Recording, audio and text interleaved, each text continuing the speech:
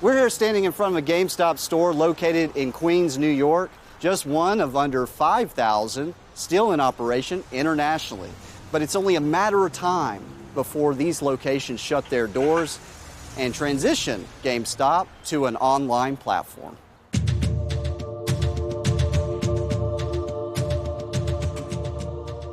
One of the things that we have been looking at is really, the blurring boundaries between the physical spaces and the virtual spaces. Everyone has been innovating around how do we connect, even when we can't physically be in the same room. And so what this time has done is it's said, okay, we've been forced into change.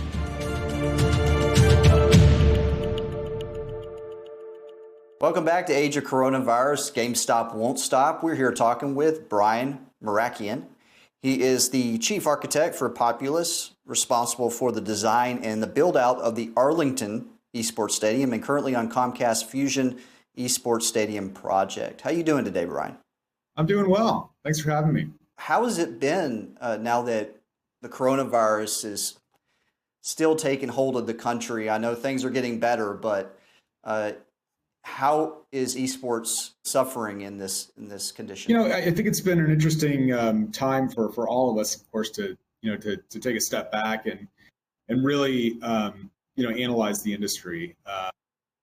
It's been fascinating to see that for our practice, we have specialized in the design of sports stadiums and arenas, places of mass gathering around the world. Everything from Yankee Stadium to Olympic main stadiums to major arenas, and as you mentioned, a few notable projects here in the United States. But places that bring people together, for these great moments of sports and entertainment. Mm-hmm. I think what's been kind of interesting to see is that of course when COVID hit, close to a year ago, everyone went indoors, right? And the world sort of ground to a halt, especially with traditional sports. But when people went inside, what we found is what they started to do was to stream content, and notably around esports and gaming. And so, we've seen actually a tremendous amount of growth from a viewership and a content, standpoint. And I think when we come out on the other side of this health crisis, we're going to see, a lot more people that identify as gamers and esports enthusiasts. So I think that, it certainly has been a very difficult point in time. But, when we look at this, situation on the whole, we know that, through these moments of mass disruption in history, some of the greatest breakthroughs in scientific discovery and in architecture and engineering have happened in those times. And we know that when the world starts moving again and people are investing again in large scale projects, that we have an opportunity as architects and designers to really create the next generation of these buildings, and candidly create the design for buildings that's much better and much more suited to this next generation consumer. So we actually have a very optimistic viewpoint, especially as we move further into 2021. And people are going to start gathering together and coming back for live events. We have a very optimistic viewpoint, candidly, in terms of what the future is going to hold. And I think that there's going to be some very exciting advances for these buildings moving forward.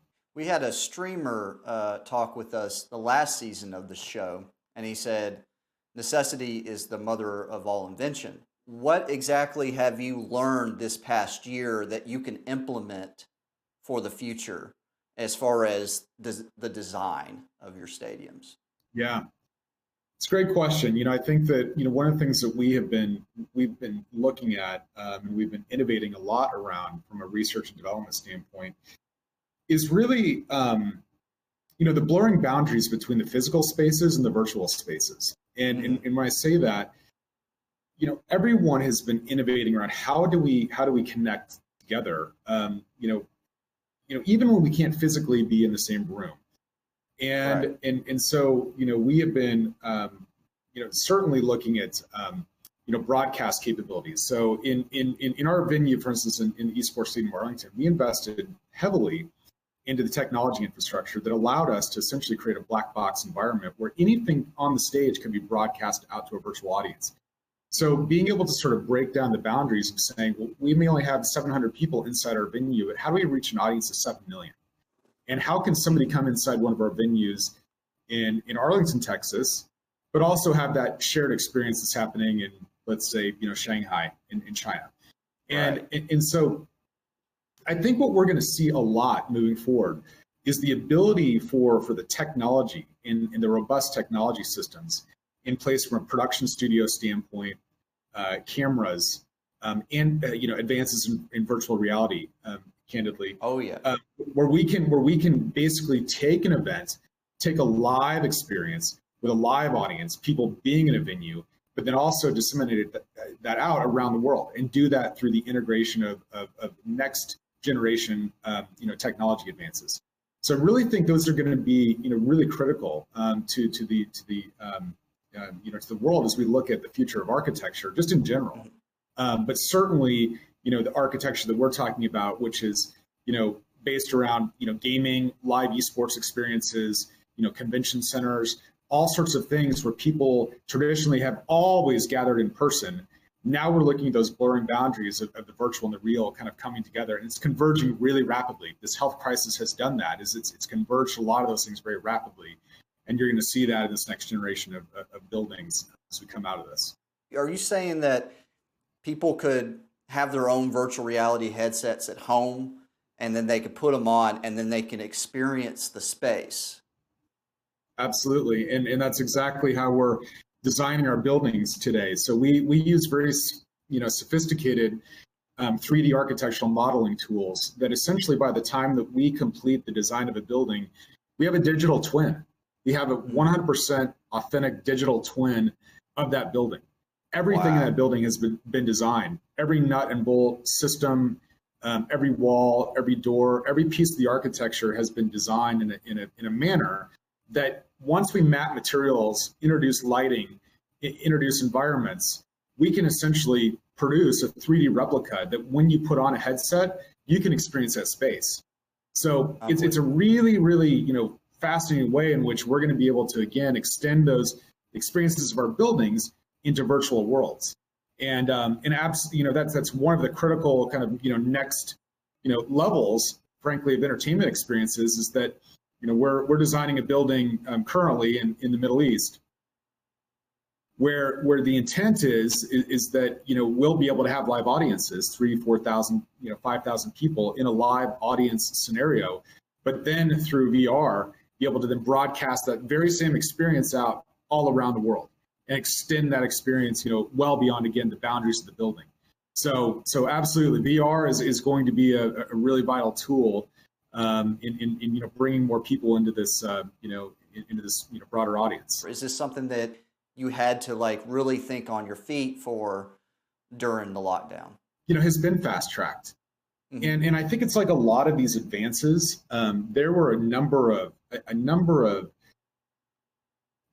parts of consumer experiences that were just sort of on in the undercurrents. Things that people wanted, have always wanted.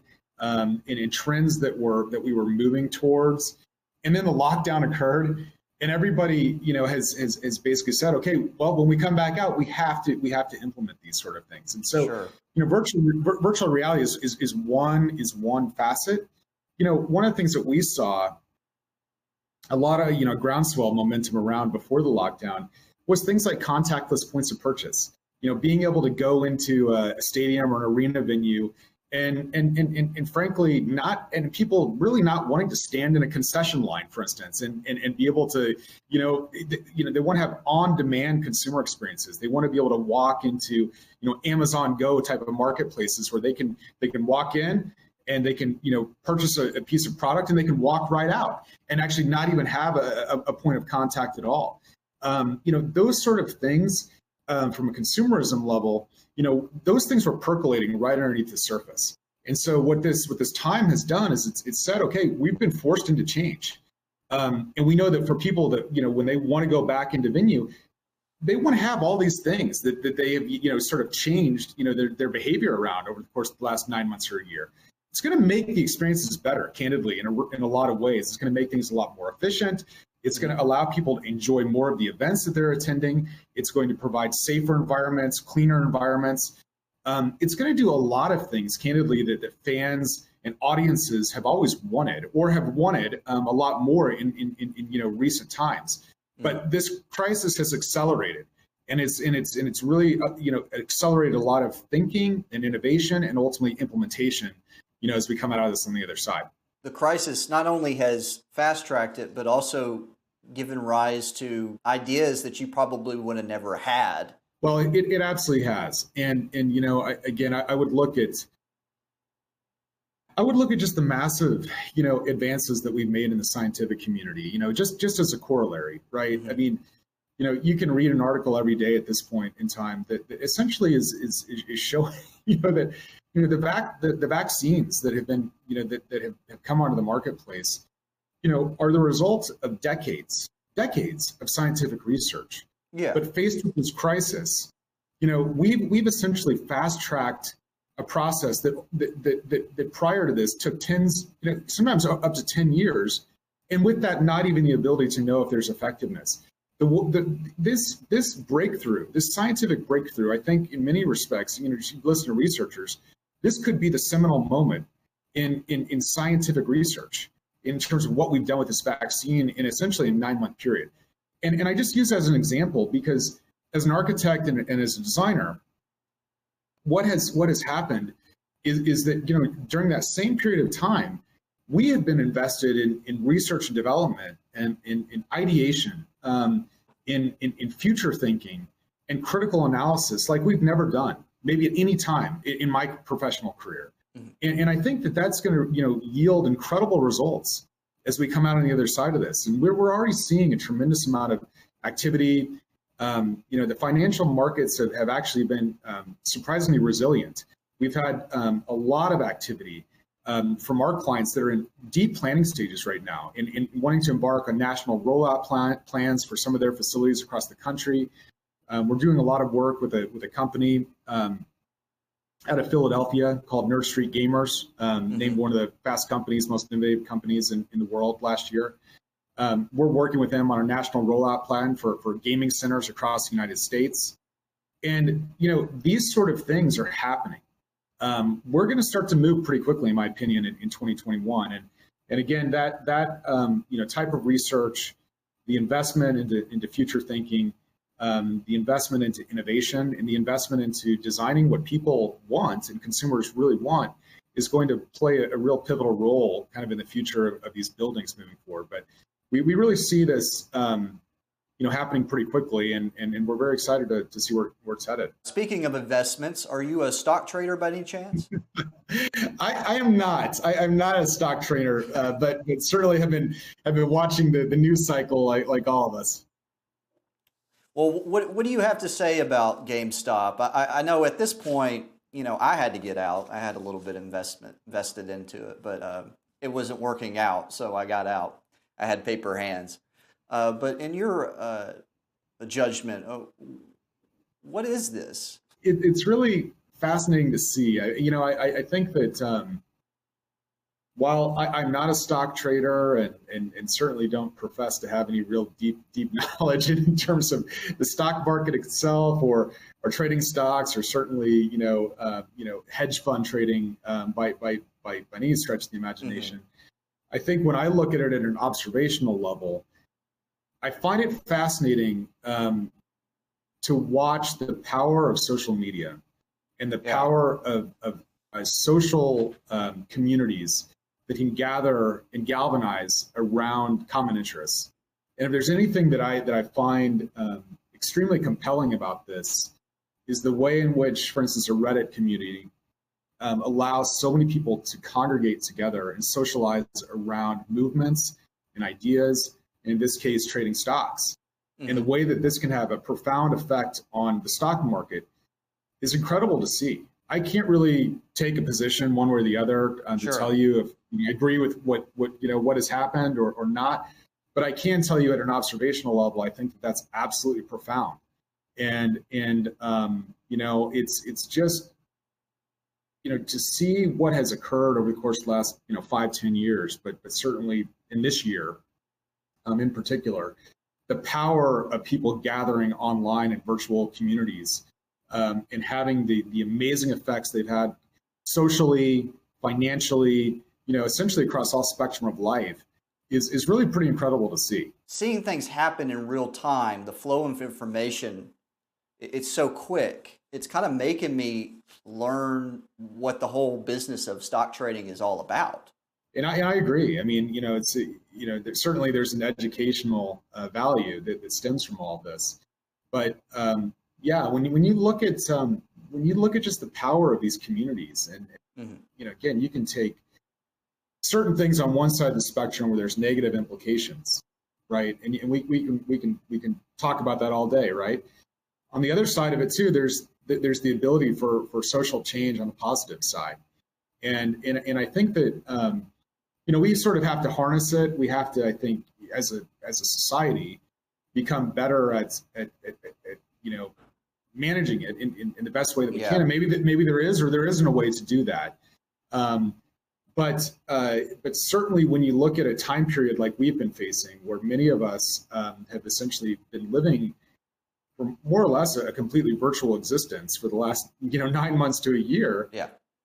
It's the power of a community of people coming together. And I will say, just sort of as an offshoot to this, one of the things that I've found very profound is the way in which we've become so creative in our invention of how we're bringing people together to socially congregate. And one of the things that I thought was an incredible advancement or breakthrough was Fortnite, the game. Early on in the lockdown, the way in which they were bringing people together for virtual concerts. And that's like amazing to me. Like we just completely shut down. People were not going into venues. They weren't going into arenas. They weren't going into amphitheaters. And Fortnite allowed Travis Scott to have a virtual concert with millions of people gathering together for this live event.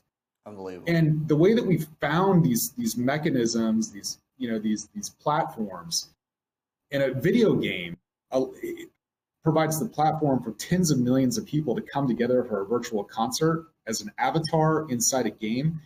That's amazing to me. And I really do think that, when we imagine the future and we look at these platforms, and you look at, Twitch, certainly things like YouTube that have, longstanding resonance. But then you look at the way that we have these sort of real-time environments, like video games themselves, where people can enter in. They can enter in through an avatar, and they can socialize and congregate and enjoy experiences and communicate. It's really fascinating the way in which we were designing buildings 10, 15, 20, 25 years ago, and the way that we're designing buildings now, and the way that it was about putting a line on a piece of paper and 15, 20 years ago. Mm-hmm. And today it's about keystrokes and coding and materials as buildings are constructed that are essentially that are sensors that are talking together, and you're collecting information real time. They're living digital organisms, and they're responsive, right? And when people come into our buildings, the buildings are collecting information, and they're changing, and they're adapting. And so when we have people in a venue, for instance, when they're gathering for an esports event, we may have 3,000 people in a venue. The building is reacting to the amount of people that are there. The the mechanical systems are changing because of that. Lighting is changing. There's a whole adaptive response system that's morphing based on people and the human condition changing inside our buildings.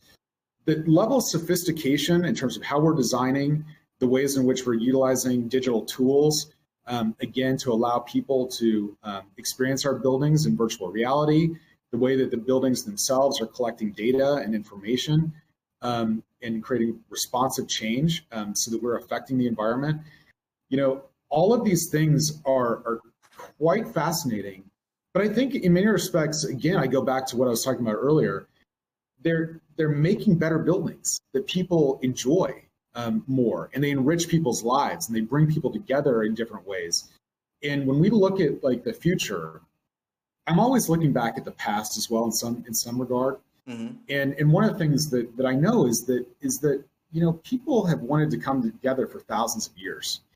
The reasons that people are going to want to come together in 5 years are the same reason they came together, over 2,000 years ago when they gathered at the Roman Colosseum in ancient times. Right. Because people love that experience. It's wired into our human DNA, right? And so the one thing I know without a doubt is that this health crisis is not going to rewire our human DNA. I know that people are going to want to come back together. They're going to want to socialize. They're going to want to, do the things that we've always enjoyed. It's going to take a little while to transition back into that time. But this health crisis is not going to rewire who we are and our human DNA and our drive and our desire to come together and be together and to want to socially connect and to have that moment where they stand next to somebody that may be a stranger and experience that moment and create an amazing memory. But what I think is going to be incredible to see is the way that, what I'm talking about in terms of these advancements in technologies, to be able to get closer to the action. And one of the things that I find, really remarkable is that when anyone goes to an event, let's just take an NFL event. Sure. When they go into a stadium, when we have a spectator or fan that goes into a stadium and they watch an NFL event, in Kansas City, for instance, take Patrick Mahomes, they want to be on that field, experience that moment with Patrick Mahomes. The one thing that they want more than anything is to experience that moment of what it feels like, that sensation of being a professional athlete on the field of play itself. And so, what I think is going to be really remarkable is within this decade to watch and be able to see the role that data is going to play in terms of bringing audiences closer to that moment and that sensation of being on that field of play, or being in that seat on a stage in that moment in a game, in a match play, where it could be Counter-Strike, it could be League of Legends, it could be whatever. When you can put yourself in that player's vantage point, and you can feel what he's feeling, and if it's Ninja, for instance, in a Fortnite event, when Ninja can put on a haptic, sensory biometric, sort of collecting, piece of equipment, when that kid can sit in his home environment, whether it's in New York or Shanghai or Beijing or Des Moines, Iowa, and he can feel that sensation of his heartbeat, of his body temperature,